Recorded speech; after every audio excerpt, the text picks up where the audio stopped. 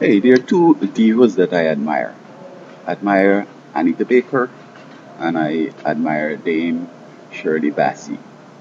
Now, Shirley Bassey is older than Anita Baker. I recall as a child she sang Goldfinger, and I'm going to deal with that in the next video. But she has established herself, and with her gestures and her sexy moves and all that, hand waving in the air and all that. Whereas the conventional strategy in entertainment and in singing would be to keep your hand to your side and just raise it up a little bit and gesticulate a little bit. But all them hand over the head and all this jumping around and all that, you got to give her credit for that because it definitely distinguished her, this Shirley Bassey. Now enter Anita Baker, and Anita Baker has combined that in her strategy. I might have heard her confessing that she admires Dame Shirley Bassey, and so she has incorporated some and don't worry about it because she just likes it and she can't help it.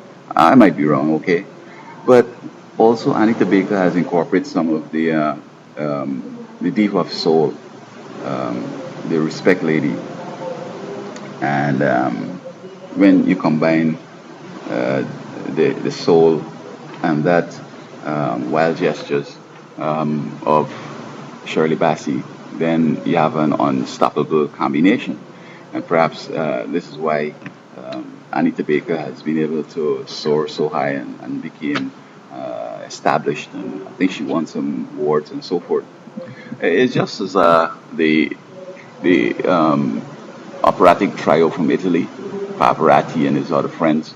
I think it's Placido. He has emulated Mario Lanza. And if you look at Mario Lanza doing Granada, you would see that Placido, he has that sort of strategy. And I think he also make it clear that he liked Mario and he did, incorporate the strategy.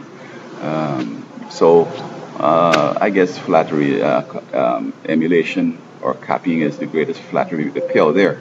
Of course, I mean, we're not talking about copyrighted stuff like some of these folks out there that stealing people's software ideas and making big bucks and looking important because you always will, end up losing. Eventually you're going to lose. I mean, we all have to die and leave the money. That's the biggest loss. But even in life, sometimes they can't slave. They have to accept all kind of funny religion because God can tell them, give back the man his idea. You stole it, you're a thief. They got to be fighting that every day. So to say, you know what? I am with this God. I'm going to worship someone, I'm God from India or from Africa or whatever. And so I admire both of them, but and each is different in spite of one incorporating some of the other. But she went on and did some other, incorporation, and then of course she put her personal stamp on it.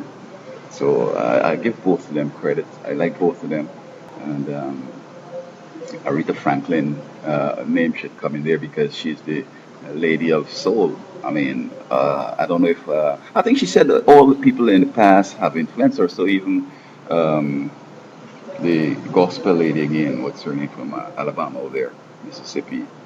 Anyway, so she has incorporated all the people in the past, but yet this is her, and you can't rule out that she has put it together, and this is her way of doing it, and they wouldn't have done the way she's doing it individually, but um, you know, recognize all the great performers and the great soul stirrers and so on.